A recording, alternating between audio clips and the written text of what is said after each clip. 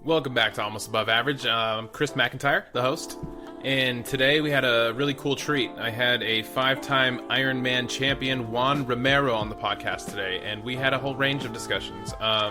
We did talk a lot about his fitness journey and how he got into doing triathlons, and it was quite the story. He started with running and then progressed into bike riding, then all of a sudden he's doing triathlon. So it was a really exciting story. He had a lot of good insights on health and fitness. And there's a lot of good inspiration about him overcoming his struggles in his life. And he's got a real big heart. He cares about his community. He really cares about his family. And it was just a really enlightening conversation. I'm grateful that he was on the podcast. So let's go right now to Juan Romero. Hey. Hey, what's up, Chris? What's going on, buddy? Not much, man. I'm sorry about the technical difficulties. I thought that I could just click on the link and Yeah, join. no, man. It wouldn't be a podcast if I didn't have technical difficulties. So it's actually part of the process. I make sure all my guests have a problem. I don't tell them how to solve it beforehand, and I make sure we go through this every single time. So yeah. All right. Well, my bad. I'm here. No, you're good, bro. I'm really excited to have you. Thanks, Juan. How are you, man? I'm doing well, man. Good to see you. How's the gym life and all that good stuff over there? It's going, man. I popped in the gym the other day, and it made me think of you. I was like, oh crap! I kind of got my calendar set up now. Like I look a little more professional. Let's see if we can get him on. No, I that's was thinking of you. great, man. It was good. I'm glad I went to that gym that day so I could try to connect with you. Nice, Have you been bro. going? No, after the membership expired, they didn't want to work with me, so I said bye. Oh, really? Did they jack up the prices? Oh yeah, and I it haven't even doubled. checked. Yeah, it doubled. So I'm like, dude, really? You're doubling the price and the services here and the locker room and the carpet and Steam everything. room doesn't work. Carpet's moldy. Yeah, Steam like room, I'm sorry. yeah, sauna needs some resealing. Yeah, I was like, I'm going to be real. I'm not going to pay double the price for half the services that are missing and Right. you're not trying to fix. So you're not going to get my money. Sorry. Bye. Nice. Where are you at now then? No gym right now. Ooh, what are you doing, Juan? I'm still running. I'm biking from home. There's some Bond Park has fitness equipment, so you can go there. You can do Yeah. push-ups here. I got weights right here. I got a little thing. You can do push-ups. You can do sit-ups. You can do yoga. You can do pull-ups randomly anywhere. Oh, you're fine. You don't need So a gym. you know, I'm making it happen, Chris. And That's there great. is a new one opening up, and it's over here at Beaver Creek. One Life Fitness, I think it is, or One Fitness. So I don't know. I'll send it to you after Yeah, this please call. do. But yeah, it's much cheaper. It's brand new. It's going to open November 1st, and Okay. that's where I'm going to be. The biggest part for the gym for me is the steam room and the sauna. Does it have that? It does, and it's also going to have an indoor saltwater pool, and it's got a new technology that you're going to start seeing in the whole fitness world. This is an infrared room that helps healing all the muscles and ligaments and stuff with Like the a infrared. tanning bed or something? Like a recovery tanning bed? Not really. You're not going to sit there in this little like casket. You're Yeah. actually going to be in some sort of room with all these infrared lights. And I think what they were saying is, and I haven't looked up the science, so don't quote me on any of this, but apparently the infrared lights helps penetrate the cells and helps them regenerate and recover from hard workouts and stuff. And a lot of the fitness industry world that are moving towards that. And I've even seen people you can buy like an infrared light that you can set up on the back of your door. And you can turn your own room into an infrared light and you sit there for 10, 20 minutes and it helps heal and regenerate stuff. I'm going to do some research on that. That sounds really Yeah, interesting. me too, because I don't know anything about it. I know what they have going into this new gym and the people that I follow on Instagram that they're fitness fanatics. This one chick already bought this light thing and she's gung-ho about it. I mean, she even wrote a book on, I think it's like Road to Boston. And so she basically wrote this book on how to convert people that want to get into the Boston Marathon. And Okay. it takes a while. And so whatever stuff she gets, it's legit. She's done the research. And so I trust all the stuff that she's talking about and stuff. Well, so. dude, I mean, going forward, man, if you would, just stay in my network and if, any fitness stuff that you're getting into, I want to stay on the cutting edge of it. I'm pretty brand new into the fitness world. I've only been working out for a little over 2 years now, but I keep feeling the drive to get more and more and more involved. And I talked to you a little bit about running. I'm getting my second hip replaced in May. Oh And my then God. After that, I want to start running again. I didn't even know that you had one hip replaced before. Yeah, man. Which, left or right? I had my right hip replaced in 2018, and Oh my. then my left hip now. I don't know if I Okay. told you any of my story and kind of why the podcast even came to be. My kind of the I'll give you a quick shot of it. It's like I was a really hardcore drug addict and alcoholic for a very long time, from 13 to I finally quit at 38. Okay. And you can Okay. imagine the drama and all the pain that I have caused during that time. So, when I was struggling to quit and I really thought that I wanted to quit, I just couldn't do it. Like, no matter what I tried. Eventually, things got really, really bad. I ended up in a hospital. I lost my kids. My wife moved to North Carolina, and I was just like, what am I going to do? I was in a situation where I was like, I'm either going to drink myself to death for sure, kill myself right now, or I'm going to North Carolina. I'm gonna get my shit together and get it right. And so when I got here, I sobered up before I left the day before, got here, and I had no idea how to stay sober. So I was like, all right, I'm gonna Google AA. I've heard of AA. I have some experience in it. Mm-hmm. So I kind of started shopping around meetings, and one day I was just in a meeting. I had been here maybe a week or two, and I was just fresh, no friends, no nothing. I had a job, and I was in this meeting just kind of going through the motions. I was real anxious and upset, and this guy that was in there, I'll never see him again. I don't even remember what he looked like. He was sitting behind me, but he told a story. He told his story, and while he was saying it, I was like, that's exactly what I did. That's exactly how I feel. That's exactly what happened to me. Like, it was weird. Mm. And the Mm. way that I was able to connect with that story, like literally from that moment, I was like, huh. If at the time I felt like no one could understand what I was going through. And when I heard him say Yeah. it was kind of oh my God, maybe people do understand this. And so I made a connection there, and it was from a story. And so because that story helped me, like crazy help, so much help. I want to tell stories. I want to tell stories of everybody else. So that's kind of the reason the podcast exists. I want Wow. to put positivity in the world. I want to hear stories of hardship that people have overcome. I want to pump as much positivity into the world that I can, because my past isn't so great. I feel like I got to make up for it. No, Chris, thank you for sharing that and being honest. I mean, it takes courage to share your past of where you've come from addiction to being recovering or a recovered addict. And dude, I'm telling you, I'm living a new lifestyle. Just kind of tying what you were saying and trying to understand your perspective. I have a friend that is going through what you're specifically saying.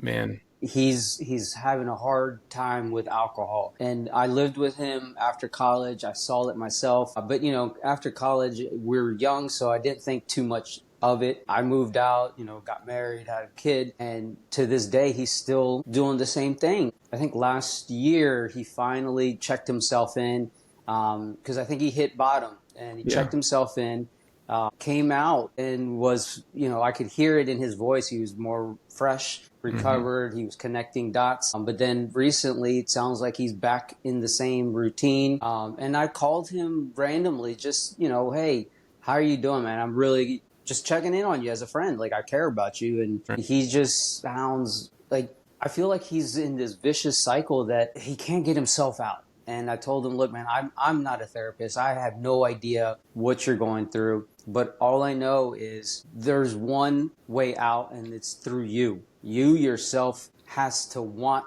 to get out of it. And it's going to be a struggle. I can't imagine how easy it is or how hard it is. But I'm like, dude, I need to help him somehow, because he's a great guy. But it's like he doesn't, like he's scared to let the bottle go, I think. And he started his own business. Like, through all this, he started his own business. He hired employees for his own business that he started, and it went well. And then he got back to the bottle, and now he kind of like sold it off a little bit, because he can't manage to get out there himself. The and damage that alcohol can cause is, I've learned it firsthand. But that story, the story you're telling, man, I hear it every day. Like, that is crazy to me. Is it possible for you to try to hook us up? I know it's a long shot. And I was going to ask if that was I'm involved, okay dude, with and you. this is why the podcast exists. I got to tell you a quick story just because I'm thinking of it. Sure. I was an atheist before I got to North Carolina, before I quit drinking. I was an atheist, hardcore atheist. I would argue with everyone. If you believed in God and you said it around me, I'm going to try to argue with you and tell you why he's not real. That's how bad it was. And during this process, man, so many, like that story I told you earlier when I was in that meeting, like I saw that as a coincidence, but that had happened so many more times in a short amount of time when I first got sober that people were telling me like, that's not coincidence, dude, that's God. What do you mean? God doesn't exist, you know? And I fought that for a long time, and then maybe like 8 months to a year, I'm like, it has to be God because it keeps happening. This, like the reason you brought that up, that's God to me. Yeah, and me too, dude. It's And crazy. I wasn't going to bring up God unless you did. Yeah. I'm a firm believer. I was raised Catholic. I mean, my mom forced me to go to church, and I was like, oh, all right, we're going to go to church. And I would go to church kind of Right. pissed off, like sitting there like, yeah, okay, whatever. Can we just get out of here? And that Right. was kind of like my life growing up as a teenager. And then in college, I was like, you know what? I'm going to go to church one time. And I randomly went to church on my own. I'm like, all right. And I met some couple of people, and these people were good people, and they were doing other things in life that I was like, oh, I kind of want to be part of that. And if I didn't make that choice on my own, or that God planted that idea. Yeah, God planted that idea on a college kid on a Sunday morning. That's crazy. Ain't no one going to church. No. You know? So I'm like, I'm probably gonna be the only This college nerd kid going to church. We're all trying to recover from our hangovers. you know, and I was hungover because I played rugby. So after our Saturday games, we would buy kegs and get splashed. Right. And, you know, and that morning something woke me up. And I'm like, you know what, I'm still hungover, but I'm going to go to church, whatever. And I met good people that to this day I'm friends with still. And it's just like, all right. And I still continued drinking through college. It's not a big deal. I'm very thankful that I never got to the point that I was addicted, that I needed to, or that I felt like the alcohol was controlling my life. But it did get to the point that I had an accident my senior year. And my senior year, I had to focus to get 2 major classes done. And I know I was kind of on the trend of drinking more often than not. You know, like Monday Night Football. Okay, we're going to drink.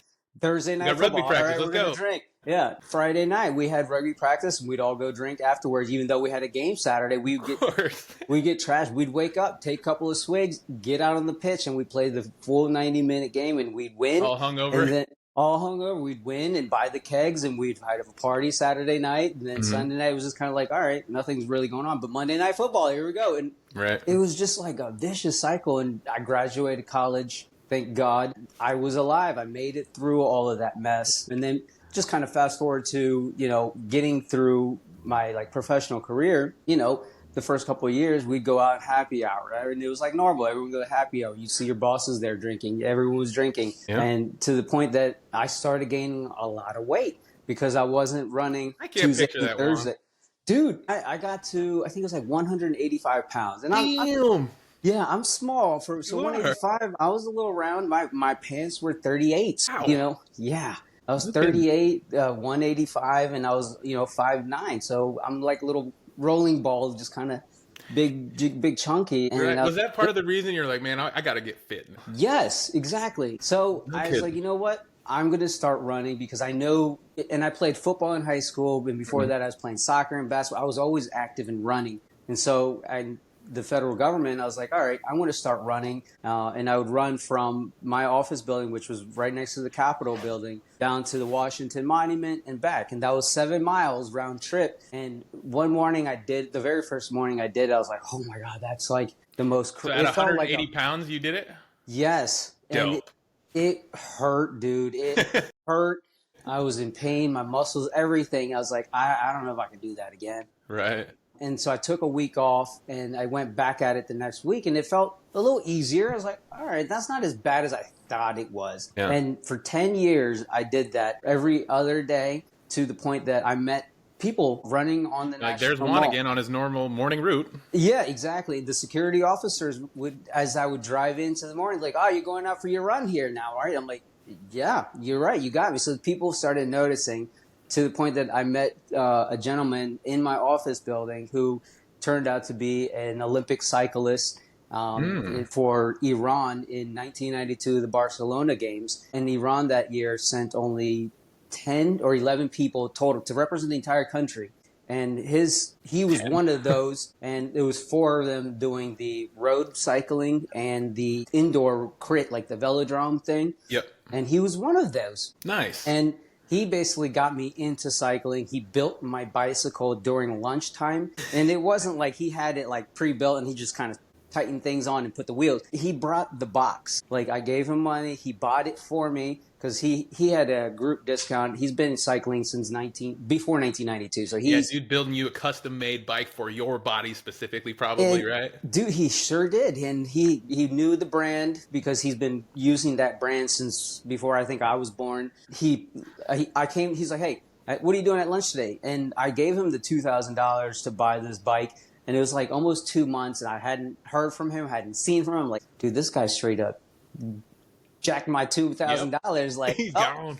How do I explain that to my wife? Like, hey, that's going to be a tough one. But You're not. I was like, somehow I'm going to have to find a bicycle. Anyway, so he emailed me randomly. He's like, hey, what are you doing today at lunch? I'm like, eating. Like what else? normal? What else would I be doing? You know? And he's like, all right, get your ass downstairs. Oops, sorry. You're fine. You can cut. Get yourself downstairs at lunchtime. We're going to build your bike. I'm like, all right. So I'm like in my shirt and tie, and he's, because federal government employees, you had to be dressed for the part. I go downstairs in the lobby. He had his shirt sleeve rolled up, his jacket hanging, his tie hanging like on the side of the door. And he's like, here's your bike. I'm like, that's a box. He goes, yeah, it's inside here, dummy. So he like pulled out the thing, and it was still in all the bubble wrap, all the wrapping. And his buddy that he had trained for a couple of years, he came down to Victor, and both of them with tools, they put the cables through the frames. They tightened up all the cassette. They put the cassette on the bike, the back of the bike wheel. They put the crank where you pedal. They tightened the pedals, the screws, the handlebars. They wrapped the tape around it. Yeah. They put all the stuff. And then all bicycles that you buy from scratch, it doesn't matter if it's a professional bike or if it's a bike from Walmart. They come with the reflective safety. My buddy goes, man, you don't need this crap. He just broke it off with his hand. I'm like, I don't know anything about cycling, so whatever you say, I'm going to go with it. Well, they kind of set you up to it. They put you in a situation where, like, I guess I'm going to be a cycler for sure, no matter what. Because I don't want to let you guys down. You're building me a dope bike. Exactly. So they built this bike within like 35 minutes, which was just mind-blowing. Because I think if I had to do it, it would have taken me like 3 months. Because I'm like... reading the instructions, put this in each screw for bike, and this bike, it was a carbon fiber bike, so you have to have specific special screws, special tools, and the special pressure for each thing. So that for them to be like just putting it up was just like they didn't even look at the instructions; they just busted it out. They just busted. They knew exactly what they were doing, and then when they finished, they're like, "All right, here you go, test ride." I'm like in my suit, and they're like, "Yeah, man, just roll your sleeve up right there and put your sock over." And I'm like, all right, man, I'm just, whatever you tell me to do, I'm just going to do it. Like, right. I don't know. So I tested it inside the garage. The bike it felt like I was riding a Bentley you and I probably before I even got to this rode just a mountain bike and just something like, whatever. This thing felt like a professional bicycle. I'm like, dang. All right, the $2,000 was, if you get a chance, I got to get you one of these bikes. Incredible. So anyways, fast forward to... basically, at that point, I had met these guys now for about 4 years into this contract being in the federal government. The guy, Nima, he lived out in Purcellville, Virginia, which was about 50 miles from D.C. And I would come down, and I was the government contract. Like, I was the government, and Nima was the contractor. So that's how I met him. Is I was supposed to be managing his contract, but I'm the new guy. I'm the young guy, and I'm like, yo, Nima, this thing broke. He's like, man, I got this. Comes to find out, he's been working with the government for longer than I've been alive, but he just wanted to remain as a contractor. Yo, what up? This is Little Dice Rutabaga on the mic. You know what separates the champions from the rest? It's not just about the will to win, it's about the will to prepare. I'm not just doing pull-ups, I'm pushing limits. Every rep is a reminder that I'm capable of more than I thought possible. That's why I chose Bucked Up. Their supplements give me the edge I need to take my workouts to the next level. From pre-workouts to recovery, they've got everything I need to stay on top of my game. With Bucked Up, I get the energy, focus, and endurance to crush every session. Whether you're a pro or just starting out, their products will help you achieve your fitness goals faster. Ready to unlock your full potential? Visit buckedup.com and use code McMedia1 at checkout for exclusive savings available only to my followers.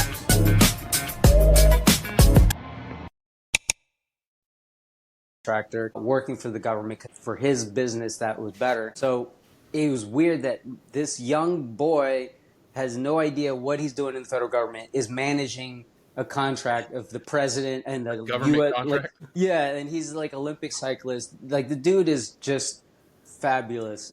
So that's how we met. Again, tying it back to God. Yeah. I can't make up these stories. God put us together for that perfect timing. And so, long story short, Nima would ride his bicycle from Percival 50 miles into our building, work all day, do all the crazy things he did, And and 50 miles ride back? 100 miles daily. And I couldn't believe it. I was like, no way. There's I don't no way. understand that. I can't compute that. I couldn't either at that point. I was like, that's impossible. And so then after he gave me this bike, he's like, dude, where do you live? I'm like, I live in Fairfax. He's like, dude, that's only 25 miles to the office. You can leave your car at home and start riding this. I built you this, start riding this to the office. I'm like, yeah, okay. I'm not going to ride 25. That's 50 miles a day. He's like, I do it one way, dude. It's fine. I'm like, uh-huh. Yeah. Dude, he finally convinced me to do it. So I would ride my bike back and forth. How was riding your bike to work comparative to when you were running in DC? Oh, dude, it felt painful. Like, Same? it was so hard. I mean, going into DC where I lived, it was like a downhill thing. Going in was nice, and it was morning, so there's no traffic, beautiful. Right. And there was a trail, the WNOD Washington Old Dominion Trail, that would connect from Fairfax and Vienna, where I live, all the way into DC. And then coming back, though, that first day coming back, I'm like, tired after work. Tired after work, and a 9-hour shift. And I get on my bicycle. I'm excited. I got a new bike. I'm coming home. And then I get out of the DC area. And then it's like, you get to your hill and you're like, oh, it wasn't a hill. It was like 5 to 6 hills on this 25-mile route going uphill. The entire, I'm like, dude, I got home. I'm like, I'm supposed to ride back there tomorrow? I can't walk into my house. Yeah, I was like, bump that? No way. And it took I think like 3 months for my body to kind of adjust. And me, I'd taken a couple of days off and then I was like, Nima, dude, what the heck, man? My legs just, I don't feel them. He's like, good, they're finally building muscles. You ain't having no muscles there. I'm like, man, you got no sympathy. Dang, that makes me feel weak.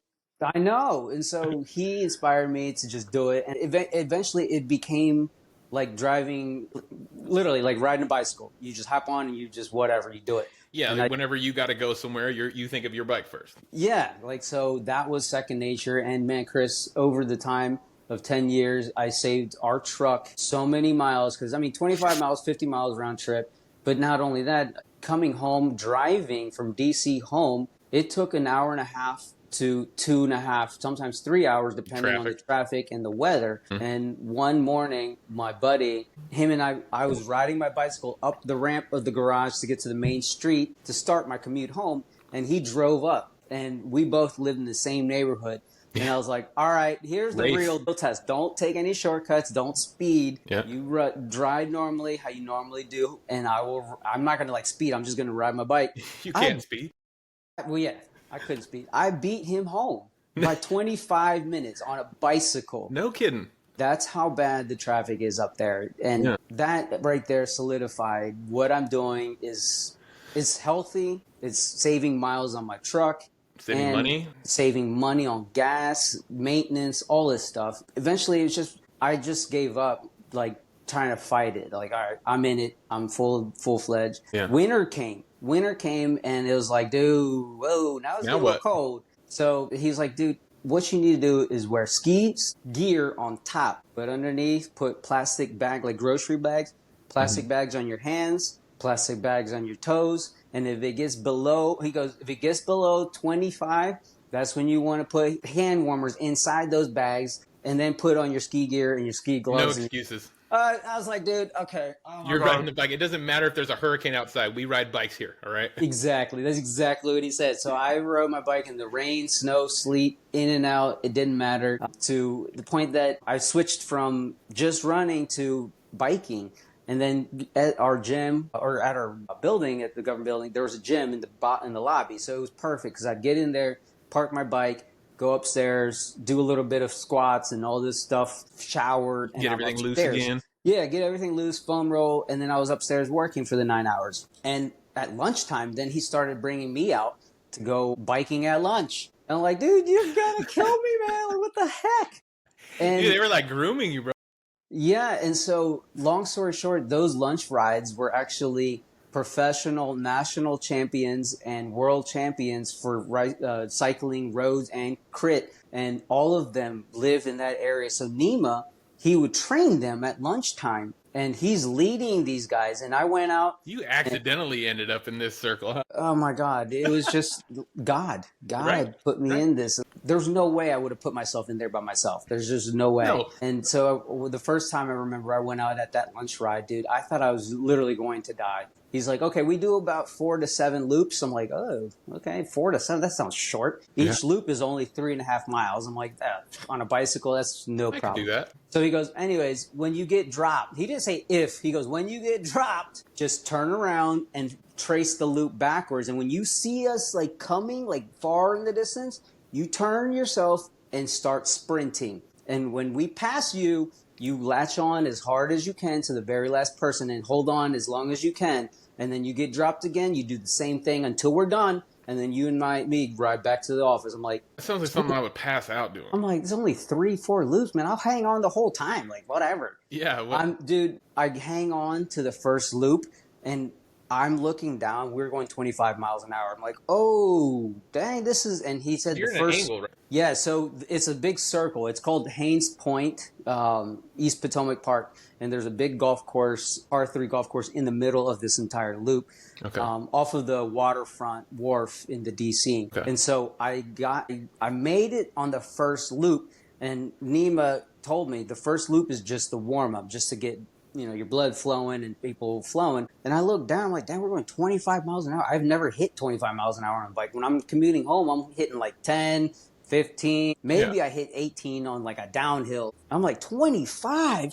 That's not right. That's fast. Yeah. And so I'm like, all right, well, that's one loop. And he says they do 4 to 7. All right, maybe I'll just hang on to the 4 at this rate and I'll be okay. Dude. At 25 miles an hour? As soon as they turned to start the second loop, they turned it up from 25 to 28. And then I was like, and then people started passing me like, oh man, dude, get the heck out of the way. Get out of the way. Yeah. And I'm like, I'm pedaling as You're like, I'm fast doing as everything I can. Yeah, like I'm putting all my gears, like everything that I can. I'm like, dude, what the? And then I look up, they were gone, already gone. Like, we haven't even made it to the turnaround point. I'm They like, predicted that. and so I'm like, all right, Nima said to turn around and trace the loop back. So that's what I did. I traced the loop back.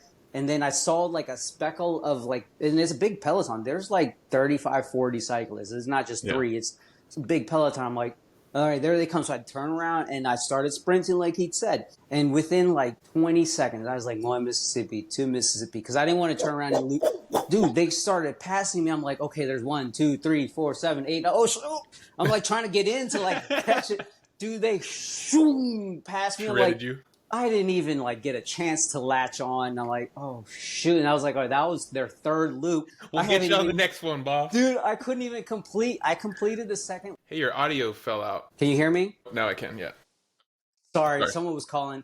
No worries. So anyways, long story short, that's how I got into cycling. I was already a runner. And then meeting people at the gym there, one of them was like, oh, let's do this triathlon thing. I'm like, what is a triathlon? At this point, I'm like, I'm just going to get involved to whatever I can. Yeah, if someone tells me something fitness related, I'm in. Let's try. Yeah. So I was like, all right. And they're like, oh, you got to swim, bike, run. I'm like, did you say swim? What the? How long are we swimming? Like I'm 5? on land, shoes, bikes, I'm that guy. That was another thing. And dude, I'll save you the details. It was a very short sprint. It was like 750 meters. So in a pool, just think going back and forth, I think it's only like 10 times. Go 1, 2, 10 times. An Olympic-sized pool? Yeah, and this was just in a lake, but it was in a lake. Right. I'm like, okay, and I went out. I tried going across the pool. I didn't even make it across the pool. I was like, I'm going to drown. I'm totally going to die, but, whatever. Did you gas out? You tried to go really hard at first? I try to go first hard. I try to go like kind of consistent. I'm like, I don't even know how to swim. Like, what the? How am I supposed to get out of the water and get on a bike and then run? Like, okay. Yeah. So I kind of worked my way up to like how to at least doggy paddle my way through if I have to, and got to that first paddling race. in a triathlon. Dude, I got to the first race and I was visualizing this lake was massive, and it was in Luray, Virginia. It's called Arrowhead or Arrow Lake. And at that point, they had the cones in the water of where to turn. So it was just like an out, turn, and come back. I'm like, Okay, that looks pretty darn easy. Just swim to that one, swim to this one, and come back. No problem. Dude, they hit the horn, and everyone, it was like barracudas in the water. Yeah. And people swam over me. I felt like I was like getting mauled and about to drown because people were swimming over me. My goggles kind of came off. I'm like, oh my God. Oh, man. I looked up and that cone looked like it was 45 miles away. I'm like, I'm supposed to get over there? He like didn't move. Everyone's already past you. The whole like group of people, because it was per waves, and each wave went every 20 seconds. So I'm like, good grief, there's going to be another wave of freaking sharks coming. So as the first wave went, I tried to kind of like get in a rhythm, and my heart rate was up the wazoo. I turned on my back. I'm like, oh God, like I was literally this close from quitting. I was like, this is not for me, man. This is stupid. Like, no way. And again, I think God was like, hey, get your ass up, man. And I somehow made it through. The wave past me. Somehow people they saw that I was struggling. So people went around me instead of swimming over me. That was like, okay, well, people are being respectful. This is at least nice. And dude, I got out of the water. I didn't drown, thank goodness. I got out of the water and I looked. Were you tired as hell? I was very tired. I was like, I can't even believe I have to bike and then run. Like, I don't even know if I got, oh my God. Like, I don't even know if I have energy to do all that. And I looked, I was like, okay, because they were telling me, when you get out of the bike, remember where you parked your bike and your little number because you have to run there. And I'm like, okay, I remember where I parked my bike, and I'm like running up shore. All right, I know where my bike is. I run up shore, and then the transition area where all the bikes were parked. I looked, I was like, oh my God. There's 5,000 bikes over there. One bike. Oh, it's only you. Sorry. So, there's my damn bike. Sorry, bro. I don't even need to look. There's just my bike. one. It was just one. This one is like, good God, this place was jam-packed with bicycles in the morning, and now it's just one bike. And I was like, shit. And it was a borrowed bike. The guy, Victor, who helped Nima, he's like, dude, you're going to need a different bike for this race. Yeah. Borrow mine. I borrowed his. I trained on his. I borrowed his. And there it was. And, dude, I got on the bike, and something gave me this energy. Like, biking feels easy. Like, I know this. So, and I started passing people, and it gave me motivation. Like, all right. Oh. I can pass people. Like I was the last bicycle, but now I'm starting to pass people. Now I'm not going to be the last person to finish. And I finished the bike, and there were still people. As I finished the bike, I racked it, I parked it, put my running shoes on. I started running. It started raining. I'm like, oh, great. This is just wonderful. And I started passing people while I was running. I was like, I actually feel pretty good. Well, you got to your cream of the crop stuff that you love doing at the end. You just got tired as heck beforehand. I mean, I'm not a swimmer. I've never swam. I never knew how. I knew how to float and kind of sharks and minnows. You beat your buddies. Right. That's it, but not for sport. Especially not for triathlon. I had no idea the type of swimming you needed to be prepared for. So sorry, it's been a long-winded kind of background of where I came from to being a full 140.6. 5-time Ironman finisher. It didn't just happen overnight, man. No, that's a good first story though, because I imagine when you're done, like if that happened to me and I was the last one, I would walk away from that competition kind of like, never again, never again. I'm coming back here next year. I'm getting at least not last. Yeah. So that's the kind of stuff that motivates me, By the end of that run, and it was a 5K, so just 3.1 miles, I was passing so many people, and I saw the finish line. I started sprinting because I was so happy. My family, wife, and everyone were there. And I was like, dude, this is like the most coolest feeling, knowing that you swam, you biked, and now you're finishing a run in one sport. And then this guy starts running faster, competing. I'm like, oh, no. Hell no. There's no way this guy's going to beat me. And I looked at him. He was 65, old man, kind of chunky with a beard. I'm like, how in the world am I feeling like I'm going to die? And I feel like I'm more in shape. And he's about to, beat me. Right. That's when it set into me. And dude, the triathlon sport is something else that it's incredible. And I'll quote Heinz Ward. You know who he is? He was the receiver, right? Receiver for Pittsburgh Steelers, won the Super Bowl. After he won the Super Bowl, he went and he was like, you know what? What is this Ironman thing? he's got all the money in the world and the accolades and sponsors. So they put him with a trainer, all the nutrition, all the proper gear, and he trained for the full year to go and race in Kona. You know, he's a select. Triathlon in Kona. Yeah, the world championship of the triathlon. They put him there to race it because he's a Super Bowl MVP or whatever. He's going to be eligible to do that. In order to get to Kona, you have to qualify. You have to be the top 3 in your age group to qualify to be going to Kona. That's how special that is. Okay. And that's my dream. That's my goal. I want to take my family to Kona or wherever the world championship is that I qualify. I want to qualify for real. That is it. And I'm working day in, day out for that. And I told my wife, once we go to Kona, I will retire from the sport because I've come from nothing to that. And then you're going to get into eating Philly cheesesteaks and drinking beer again. Yeah. So anyways, so even Hines Ward, and you can look this up, Hines Ward said he's got more respect for triathletes than any sport athlete on earth because it's the most grueling thing he's ever done. And I beat his time. My very first. Bragging rights.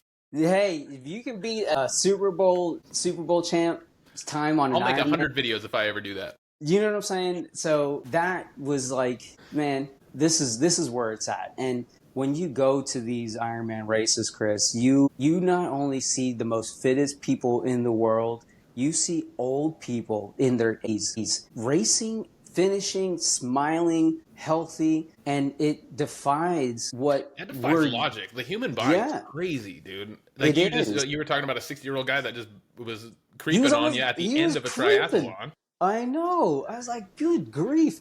And now that I've been in this sport since 2013, I understand why the older folks are as strong as they are because they're retired. They have more funds. They have more time. All their kids are professionals or out of the house and they're not having to, be daily with the kids and driving them to school or taking them to sports or going, doing all those things. These old folks have all the time, all the money in the world. What else are they going to do? Sit on their butts and wait until they die? No, their job is training. Exactly. And that keeps them healthy and happy and living longer lives. So I want that kind of future too. Like I'm in the process of really trying to get this fitness thing stuck into the whole family. Like my oldest son, he's an athlete. My younger one, not so much. And, my wife, we've been flirting with getting into Lifetime. I want to get a family package together so we can all go hang out. Like fitness becomes a part of a family event. I want to try to incorporate that into what we are doing. So we're pricing out Lifetime. Dude, Chris, let me tell you one thing. I don't have my wallet right now. I'm going to send you Chris. I forgot his last name. Chris is the general manager of this new fitness center that they're building right here at Beaver Creek. I'm not sure if you're familiar with the Apex area. Yeah, my daughter lives in the Beaver Creek area. That's where we just moved from. I live in the Holly Springs side of Apex right now. So so I'm very familiar, and we're all in this area. Yeah, so where the movie theater was in Beaver Creek, that's where the new gym's going to be. In the movie theater? In the movie theater. That movie theater, that'll be dope. That'll be big. Yes, it's going to be big. Right now they have the showroom open. Okay. And if I knew, I would have told you to go. Last month was the first month that they had their little mini showroom open. Okay. And the rates are really reasonable. Like right now I signed my wife and I up for the basic. And the basic is $29 a month. And Dude. Yeah, $29 exactly. It's cheaper than what I was paying before. Exactly. $29 for the basic. You can then upgrade to the mid-grade, which is I think it's $34 or $39.99. And then the premium I think was $49.99. Right now they're grandfathering people in on those rates before it opens on November 1st. So whatever rate you lock in from now until then, they're going to keep those rates for 3 to 4 years down the road. However, on February 28th, which was a couple of Fridays ago, those rates that I just gave you, that was the rates that they were offering out the back. They go up a little bit now? Yeah, each month they go up a little bit. So I don't know which the rates are right now, but I can send you over to Chris and I'm be like, hey, Chris, my buddy Chris. Chris is coming to see you. And he's got his family. I know you can hook him up with the pre-rates from February, dude. I would Like sure appreciate that. Hell yeah. anything that he can do, he might be able to hook you all up. And I've already sent him a couple of people from the guy that I work out with, Brad. He signed up, and his daughter. Okay. And other people have already signed up. You know the guy that walks around with the fun shirts that says MILFs, not drugs? He signed up. Okay. Matthew is Dude, the O2's coolest gonna sue you soon, bro. Don't say a word. Yeah, don't say a word to them. No. I mean, dude, honestly, I worked with Trent, the general manager. I'm like, dude, Trent, come on, man. I want to be here. I love this gym. I love the setup O2's got. I really do. It's a little old and clanky, but it's a great gym. I like that they have that turf area, and they have the separate rooms for, like, you know, my father-in-law can do fitness classes if he wants, so my yoga classes. Yeah. It has everything that a family would need. Exactly. It's a great gym. You know, they just have to work a little bit on the maintenance side, which, I mean, we're paying for that. And, you know, now that they're raising rates, they have to bring in the maintenance to clean it up. At least vacuum the damn place. Seal up the sauna. You know, like, it's not that hard, bro. But then they did tell me they're getting rid of the steam room and they're going to expand the whole sauna. So at least you're going to have So this is a perfect time for me to go talk to your buddy. If you can get a meeting with me and him, I can tell him, you know, what I'm kind of looking at. I would really appreciate that. After this call, I'll send you all his info and I'll text him because he's like, if you can get 3 people to sign up, you get 1 free month. So I've already got that free month. Dude, I'll get you 6 months. I got me, my daughter, my daughter's husband, my wife, my 12-year-old, and my 15-year-old. We all have to go to the gym. There you go. And you know, I would really appreciate that if you put me as a referral. If not, problem. You know, totally. But still, I think that's a great opportunity to at least go check it out. And it's going to be an awesome pool. We'll be there for sure. God willing that he still keeps us alive till then. But that's a great place for y'all to go, and it's a new gym. After we're done with the podcast, I'm gonna head out to work. I might swing by and just kind of drop in and take a look. Yeah, he's there all the time. He's the general manager. His name is Chris too.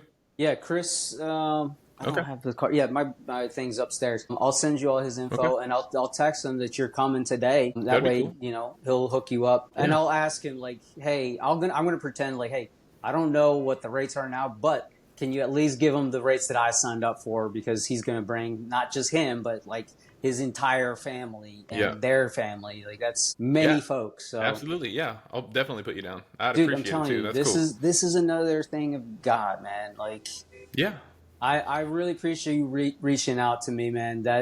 I'm sorry that I haven't been able to connect with you. Last thing to kind of wrap it up on my life story is, so we moved to this area about almost 8 years ago now, because I was working with the government and I was able to commute back and forth from here to there for about 1.5 years. I was starting to lose faith that I would not find a job here. And I was staying with Nima.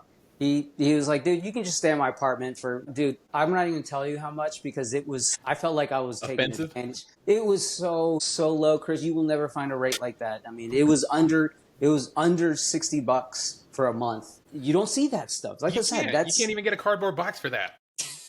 Exactly. Like a gallon of paint right now is $58.99. Yeah. And I was paying that for rent. And he would cook food. Awesome. He's a mentor. It sounds like these guys that introduced you to biking, I was kind of picking up on this when you were talking. They saw something in you. They saw something great, and they're like, dude, this guy's got it. Let's help him. Let's mentor him a little bit. Is that what kind of happened? I mean, without me even asking, like it just kind of happened naturally. And maybe that's what their thought process was, and they saw that. But I was just like, man, I know I can't fit into these clothes anymore. I can't be chunky anymore. Like I need to change something in me, and all these little changes led to these people and these opportunities. And so now been here for 7 years. I've been working from home remotely. And then I switched from the government to the nonprofit world. And I'm not sure if you follow the news, but the nonprofit world from USAID is getting wiped out. Yeah. So right now I am currently searching for other jobs because I am furloughed. I don't have a job right now. So I haven't met anyone that was actually affected from those policies. That's crazy. Here's your first one that you're meeting, dude. Tell me about that experience. What's that like right now for you? Dude, is there uncertainty, or are you okay? So thank you for asking, man. That means a lot that you care. Honestly, dude, I got this job because I worked with the government. I had that experience. Now I'm coming on the nonprofit side. They saw that I've worked there, so I know the rules and regulations. So now working here, I'm requesting funds from the government to spread those monies around the world to help people get clean water. I mean, to their little towns so they can drink clean water, get food, get social health systems to better their health, mother and maternal health, to help mothers prepare and plan on how to have healthy babies. And once they have babies, what services are available to help their babies grow into child healthy kids. Right. I mean, that was where my programs and my portfolio was. And it's day in, day out. I'm finance, so I'm managing all the financials behind it, working with the technical folks and the people that are there in those specific countries in Africa, like Malawi, Uganda, Mozambique, like all Kenya, all these countries. And I'm sitting here working busy day in, day out. So my time in the morning, I'd get up 4:30 in the morning, do all my trainings, go to the gym quickly, and I would be here by 9:30. And I would work from 9:30 to 7:30, times that my wife would be like, hey man, it's time to eat dinner. And she would cook dinner. They would serve, sit down, and my daughter would come and like, come on, Poppy, it's time to eat. Like, that's how passionate I was about this, because I know what I'm doing. It's giving back, and it's giving these people that they went from a little dirt town to the next town over that, hey, we actually have a little apartment and we can send our kids to school. We can actually day in, day out to crunch these numbers and do these budgets to all of a sudden, hey, by the way, you're going to get furloughed. Like, what? Wait a minute. Is that how that conversation went down? It went down just like that. And it was 37% of our organization, Family Health International, FHI 360. You can look it up on the news. 37% of us on February 7th of this year said, sorry, we can't afford to keep anyone else on staff. And so that's it's where crazy I what am. he's doing. It is. It is crazy.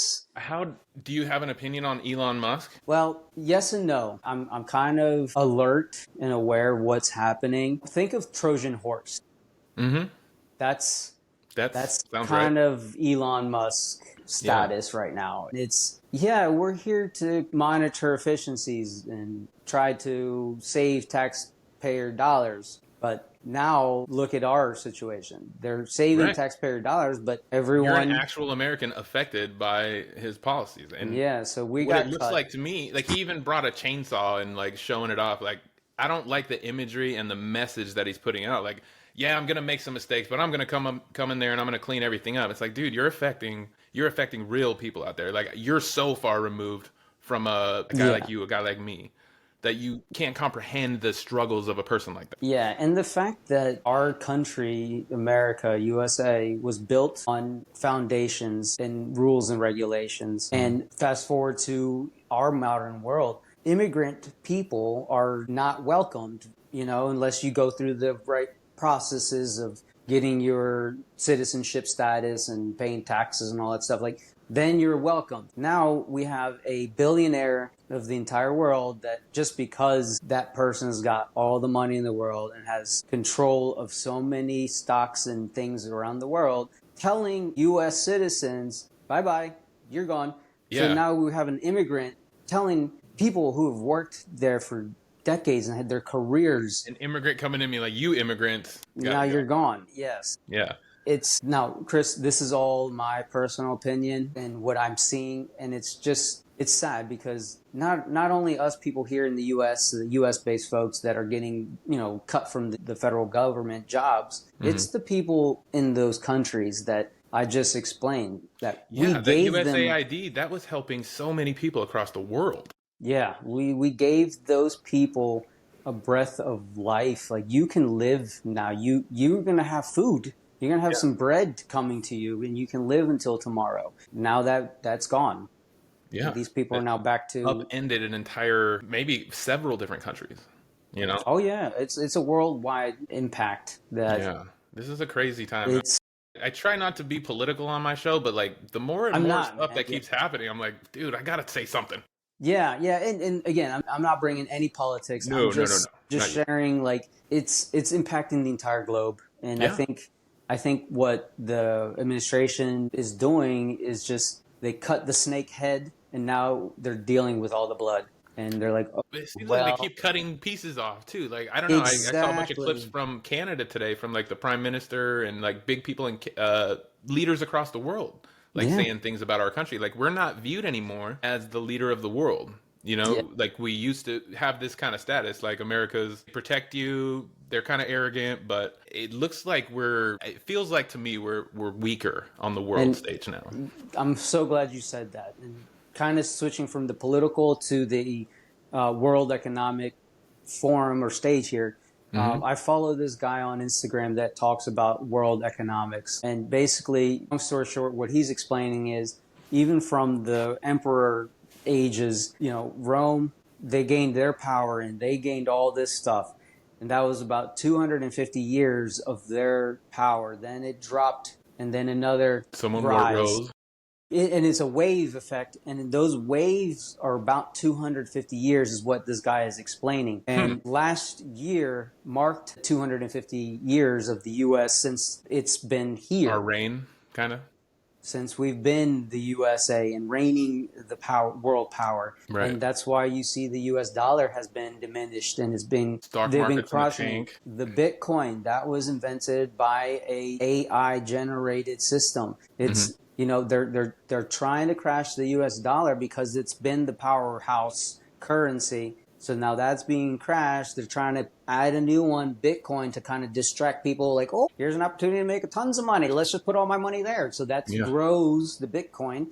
And then all of a sudden you see China just kind of rising quietly, and China's on the rise. There's no other country right now in this world that has as much power and control and military sources as China. And China's buying all these lands in various countries worldwide. Again, this is all my personal global view and what I've been seeing and connecting these dots. Yeah. I'm not saying I'm 100% sure or this is all, This 100% is not any facts. advice. We are not experts. We are definitely not experts, man. I'm happy to be here on your show, Chris. This is a great opportunity to just talk to you and connect. But it's just seeing these little dots starting to connect. It's like confirming a lot of things that I'm seeing, and it's weird, man. It is very odd, different times, and they keep selling the one world order, the one global world order, and it's like this is getting a little creepy now. It kind of seems like that, though. There was a vote in, I think it was NATO a few weeks ago, where the United States, Iran, Syria, North Korea, Russia, Belarus, like we all voted together. So like, are we taking our place on the dark side? You know what I'm saying? That's what it feels like. It's Like, I don't want to be on the dark side, man. No, I know. And we little people have no say. It's like whatever the leadership does, we just we fall in that little cog. And I don't know, man. It's getting interesting. Just keep your eyes open. And I keep repeating it to my wife that she's probably like so tired of hearing it is. The only thing that's saving us. Oh, you're going to have to say that again. I say God is our only savior. I really, truly, firmly believe that. I do too. So,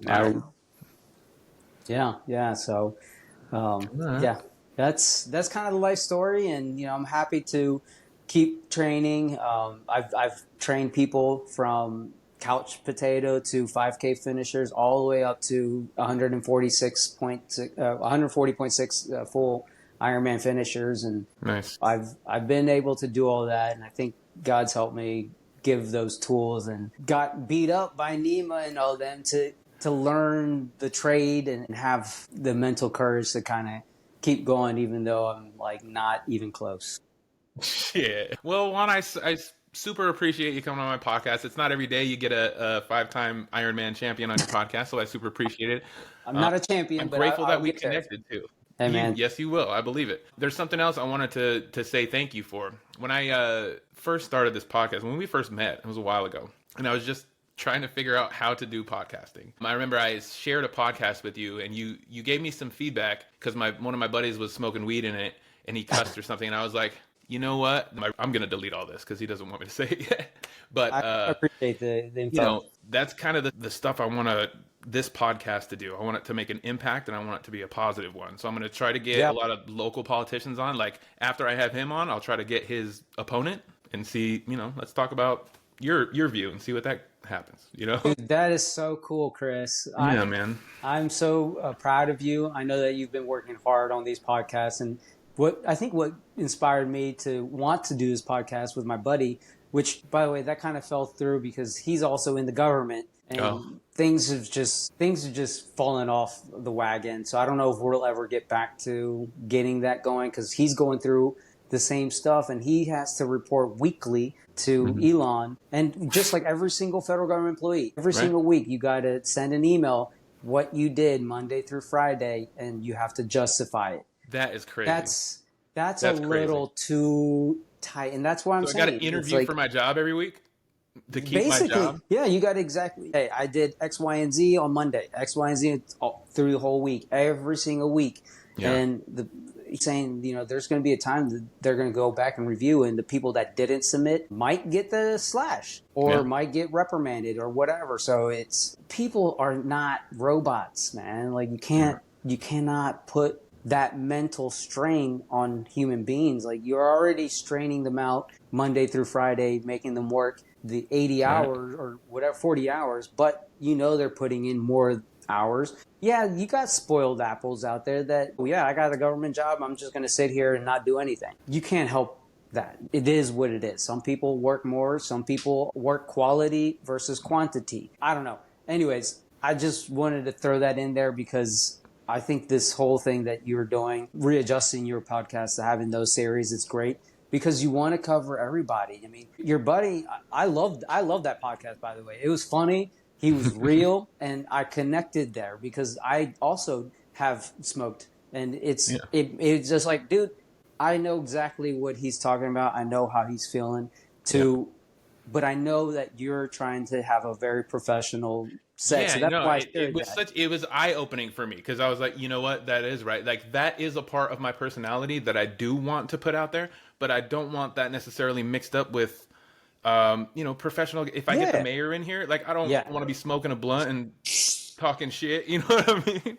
Yeah, like, absolutely, man. Absolutely. So I'm truly grateful I got a few different people that I respect that have given me feedback like that and have kind of contributed to the podcast being what it is today. I mean, it's not huge, but it is making an impact. I do know that. So I super appreciate you being on, and I would love to have you on again. We could we could pick different topics. And if you're ever ready to start your podcast and you want help, I got you. Thank you, Chris. Of course, I'd love to come back whenever you want me on here, man. This is great. Especially now that you've got the mayor coming on. That's big deal, man. That's very impressive. I'm very proud of that for you. Well, thank you. And, I'm here in Apex, so if they're going to do this thing, I'm happy to help. And then my only mental check or advice that I would have for men's health at this time is try to be easy on yourself. I think us as being males, we are kind of programmed to be the dominant species wherever we go. But at times you can still be dominant, but you have to be generous and nice and kind to folks and not try to be the bully. I'm going to show my big guns and muscles just because I'm a male, because that also internally you're putting yourself in this other mode of I have to be the aggressor. I have to be this. And people see that energy and don't want to be around that type of energy. So they kind of push you away or they don't engage and you lose opportunities in whatever you're doing. So try to realize and recognize as men, people view you one way and you have to kind of be easy with life and yourself. So again, these are all my personal thoughts and perspectives. I think that wraps up another episode of Almost Above Average with Chris McIntyre. We hope you enjoyed the conversation with Juan Romero, the 5-time Ironman champion, as much as we did.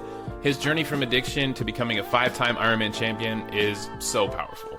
And what a reminder of the strength of human spirit and the importance of community and purpose. If you found value in today's episode, please share it with your friends and family and consider leaving us a 5-star review.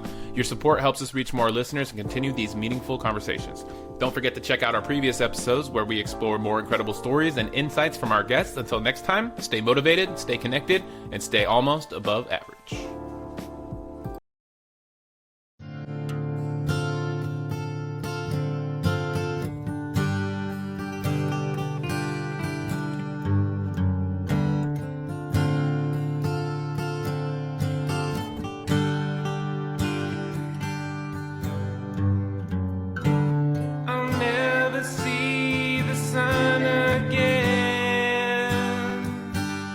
it's just as well. I've said goodbye too many times inside my head. I'm dreaming of peace and I can't wait to see what happens next. But I'm sorry to leave, but just know that I love you. You don't have to worry no more. You don't have to worry no more.